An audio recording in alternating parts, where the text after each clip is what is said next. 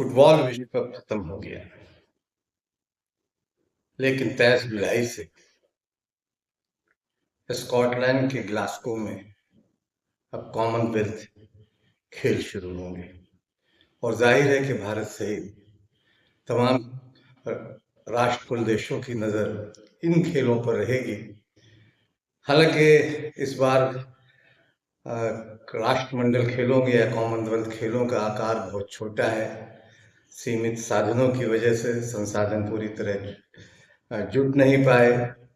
पहले ये ऑस्ट्रेलिया में होना था, लेकिन अंतिम समय में ऑस्ट्रेलियाई ने इसकी मेज़बानी से इनकार कर दिया। तब फिर स्कॉटलैंड को इसकी मेज़बानी दी गई, लेकिन इसमें 19 खेलों को जगह मिलती थी।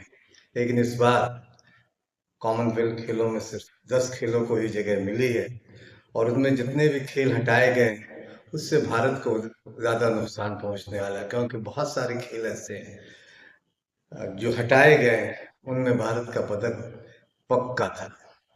लेकिन अब ऐसा नहीं है। खेल कॉमनवेल्थ खेलों में बहुत सारे खेलों को हटाने की वजह से, बाहर करने की वजह से भारत के लिए पदकों की तादाद पिछली बार की तरह कर पाना मुश्किल होगा। आज हम इस पर चर्चा करेंगे। खेलों में भारत की संभावनाओं पर, अरशद नदीम और नीरज चोपड़ा के बीच जेवलिन थ्रो यानी भाला फेंक के मुकाबले पर भी सबकी नजर रहेगी। इसका भी जिक्र करेंगे। लेकिन उससे पहले एक गुजारिश, एक निवेदन है कि अगर अभी तक आपने बादब बामलादर को सब्सक्राइब नहीं किया है तो उसे सब्सक्राइब कीजिए, लाइक कीजिए और ज़्यादा से ज़्यादा शेयर कीजिए, ताकि खेलों से जुड़े किस्से, कहानियां, रिकॉर्ड्स आप तक ज़्यादा से ज़्यादा पहुँचे। और बेल आइकन ज़रूर दबा लें। बेल आइकन दबाने का ये है कि आप हमारे किसी भी वीडियो की सूचना, की जानकारी आपको फौरन होगी। और अगर फेसबुक पर हमारे कार्यक्रम देख रहे हैं तो हमारे फेसबुक पेज को लाइक करें, शेयर करें, फॉलो करें और दूसरों तक, अपने दोस्तों साथियों को तक भी इस वीडियो को पहुंचाएं। बातों को पूरी तरह जानना समझना है तो वीडियो के अंत तक बने रहें। आदाब, नमस्कार, मैं फजल इमाम मलिक हूँ। ग्लासगो, स्कॉटलैंड में 23 जुलाई से कॉमनवेल्थ खेल शुरू हो रहे हैं। भारत सहित दूसरे राष्ट्र प्रदेशों की निगाह इस खेल आयोजन पर लगी है, क्योंकि इसके बाद एशियाई खेल और फिर ओलंपिक भी होना है। तो जाहिर है कि उसकी एक तरह से तैयारी भी इन कॉमनवेल्थ खेलों में होगी। 23 जुलाई से शुरू हो रहा है कॉमनवेल्थ खेल, 3 अगस्त तक चलेगा। हालांकि इस बार खेलों का आकार बहुत छोटा है और भारत के लिए भारत के लिहाज से माने तो ये अपने अलग एक खास तरह का ये ओलंपिक है, जिसमें कुछ स्पर्धाओं में ही भारत को अपना बेहतरीन प्रदर्शन करना है, ताकि पदकों की तादाद ज़्यादा से ज़्यादा हो सके। 125 एथलीट भाग ले रहे हैं इसमें, 125 खिलाड़ी भाग ले रहे हैं। और ध्वजवाहक की बात करें तो मीरा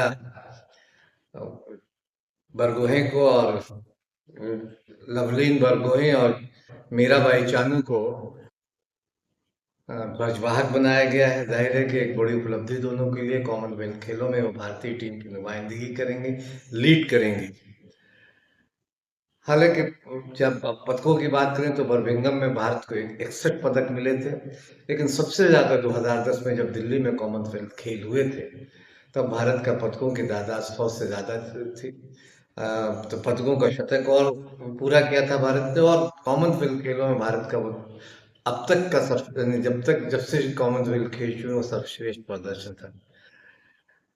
दिक्कत यह इस बात यह है कॉमनवेल्थ खेलों में कि भारत जिन खेलों में मजबूत है, जिन खेलों में पदकों की संख्या, पदकों उससे ज्यादा पदक मिल सकते थे, उसे कॉमनवेल्थ खेलों से बाहर कर दिया गया है।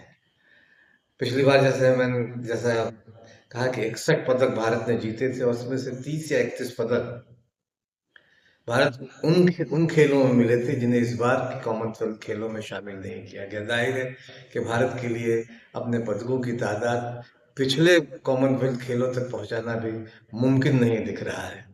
भारत जिन खेलों में मजबूत है उनमें से कई इस बार के कॉमनवेल्थ खेलों में शामिल नहीं किए गए हैं, जिनमें बैडमिंटन है। बैडमिंटन में भारत की दावेदारी मजबूत है। अभी अभी पीवी संधू ने बेहतरीन प्रदर्शन किया और जापान ओपन में उन्हें शानदार कारकर्दगी की। फिर कुश्ती है, कुश्ती में भारतीय का दबदबा बराबर रहा है कॉमनवेल्थ खेलों में। हॉकी है, हॉकी में पदक की उम्मीद थी। टेबल टेनिस, स्क्वाश, क्रिकेट, ये सारे खेल इस बार नहीं है। भारत को अगर लेते कि कुछ किसी पदकों की अगर उम्मीद है तो एथलेटिक्स है, मुक्केबाजी है, वेट लिफ्टिंग है और जूडो और कुछ दूसरे खेलों पर भी निर्भर है। हालांकि पारा खेलों को भी इस पर अहमियत दी गई और कई स्पर्धाओं को शामिल किया गया। भारत हाल के दिनों में पैरा खेलों में भारत का प्रदर्शन अच्छा रहा है। पहले ये ऑस्ट्रेलिया के विक्टोरिया में होना था, लेकिन अंतिम समय में चूंकि बजट बढ़ती लागत या बजट बढ़ता गया लगातार, जिसकी वजह से आयोजकों ने हाथ खींच लिए और फिर तब अ, अंतिम समय में स्कॉटलैंड के ग्लासगो में इन खेलों के आयोजन का फैसला लिया गया। बर्मिंघम में 19 खेल थे, लेकिन इस बार सिर्फ 10 खेल ही 10 खेलों को ही इसमें शामिल किया गया, क्योंकि सीमित संसाधन है। जो इंफ्रास्ट्रक्चर है जो बने हुए हैं, उन्हीं इंफ्रास्ट्रक्चर में सारे खेलों का आयोजन होगा। अलग से कोई ना कोई स्टेडियम बनाने के बना आयोजक बना रहे हैं, ना अलग से कई मुकाबलों की तैयारी की जा रही है। इसलिए खेलों की तादाद कम है। ये कहा जा सकता है कि सिर्फ आयोजन भर होना कर आयोजन भर किया जा रहा है।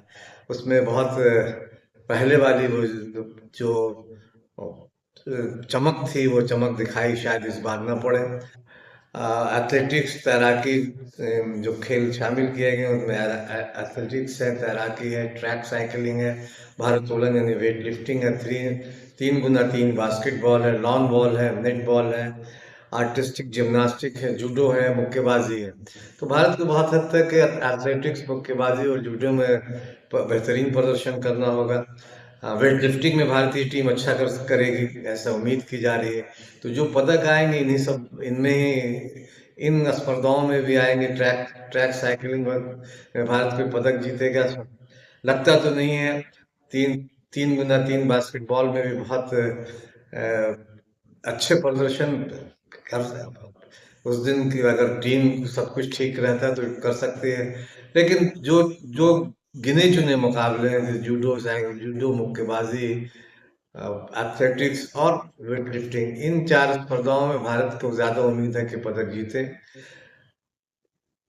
भारत बर्मिंघम दोहराने की कोशिश भारत जरूर करेगा कि फिर से उसकी झोली में अक्सर पदक आए। लेकिन जिस तरह का जो खेल, जिन खेलों को बाहर किया गया है, क्योंकि पिछली बार उन खेलों में आधे पदक उन खेलों में ही आए थे, इसलिए नहीं लगता है कि भारत उस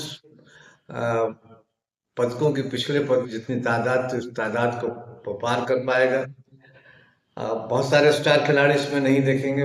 हालांकि भारत के लिहाज से, भारतीय के अगर करें तो इस भारत के लिहाज से ये कॉमनवेल्थ गेम में जिन स्पर्धाओं में भारत हिस्सा ले रही है वो काफी महत्वपूर्ण है। महत्वपूर्ण इस लिहाज से कि आने वाले एशियाई खेलों में और फिर उसके बाद ओलंपिक्स भी होना है, तो इन खेलों में एक तरह से आप कह सकते हैं कि एक तैयारी भी, इन खेलों की स्पर्धा में इन तैयारी भी, कॉमनवेल्थ गेम एक प्लेटफॉर्म भी, मंच तैयार करता है कि उन खेलों की तैयारी के सिलसिले में खिलाड़ी अपनी ताकत, अपनी क्षमता और आगे के वो कहाँ तक है, उन्हें कितना सुधार करना है।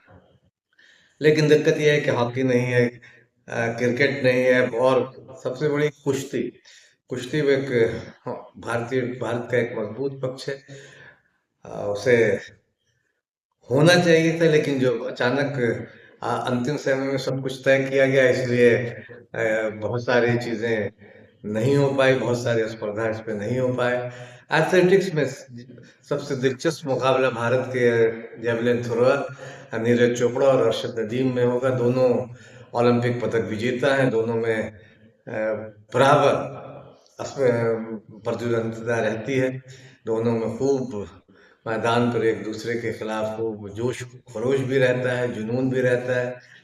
और नीरज चोपड़ा के लिए पिछले मुकाबले के का बदला चुकता करने का भी मौका है कि अर्शद नदीम से आगे निकलकर वो ओलंपिक में जो नहीं कर पाए उससे वो आगे निकले और अपने स्वर्ण पदक को क्योंकि वो स्वर्ण पदक विजेता है, कॉमनवेल्थ खेलों के, इसलिए स्वर्ण पदक पर उनकी निगाहें रहेंगी, अर्शद नदीम की भी निगाहें रहेंगी।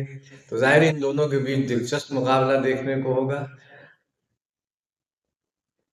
खेलों के किस्से में आज इस वीडियो में बस इतना ही। अगली बार हम फिर मिलेंगे किसी नए वीडियो में, नए खेलों के नए किस्से, नए रिकॉर्ड्स, नई जानकारी के साथ। अंत में एक बार फिर कि अगर अभी तक आपने बात अपा मुलाजा को सब्सक्राइब नहीं किया तो इसे सब्सक्राइब कीजिए, लाइक कीजिए और ज़्यादा से ज़्यादा शेयर कीजिए, ताकि खेलों से जुड़ी जानकारियाँ, किस्से, रिकॉर्ड्स आप तक ज़्यादा से ज़्यादा पहुँचेंगे।